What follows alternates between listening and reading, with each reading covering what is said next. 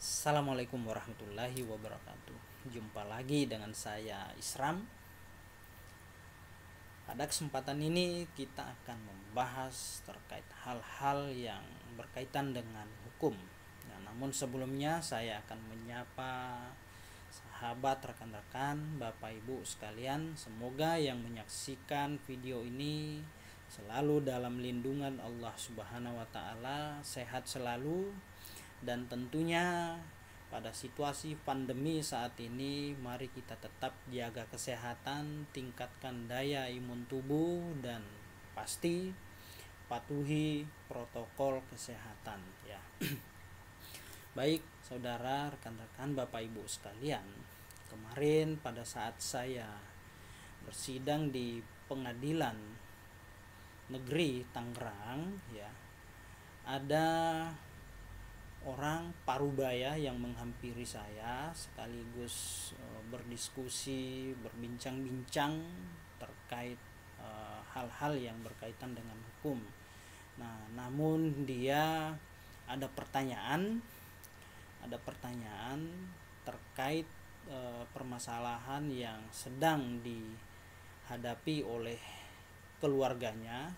Jadi pertanyaannya seperti ini, Pak, apakah ada konsekuensi hukum apabila kita masuk dalam pekarangan orang lain?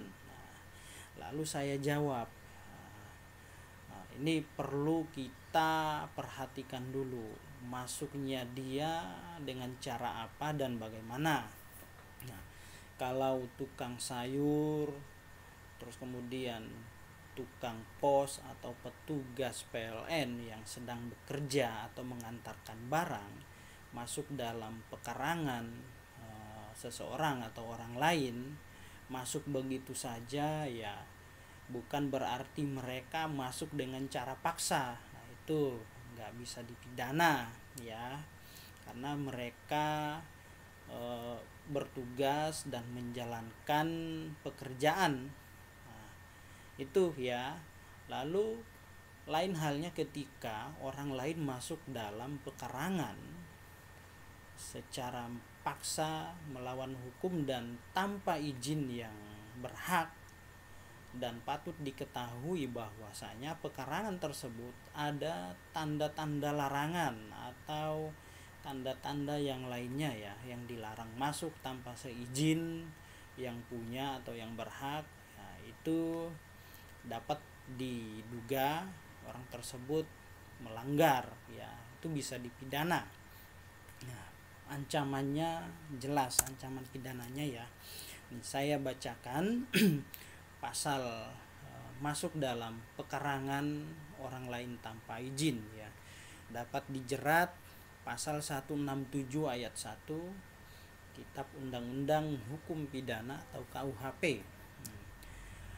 Barang siapa memaksa masuk ke dalam rumah, ruangan atau pekarangan tertutup yang dipakai orang lain dengan melawan hukum atau berada di situ dengan melawan hukum dan di atas permintaan yang berhak atau suruhannya tidak pergi dengan segera, maka dapat diancam pidana paling lama 9 bulan.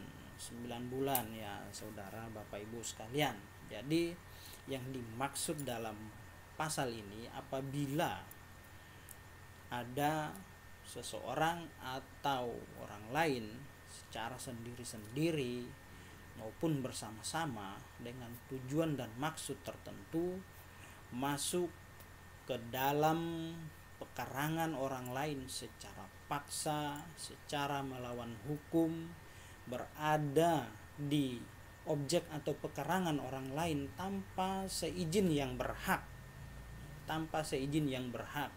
yang mana yang punya hak tidak menghendaki keberadaan mereka untuk berada di pekarangan tersebut.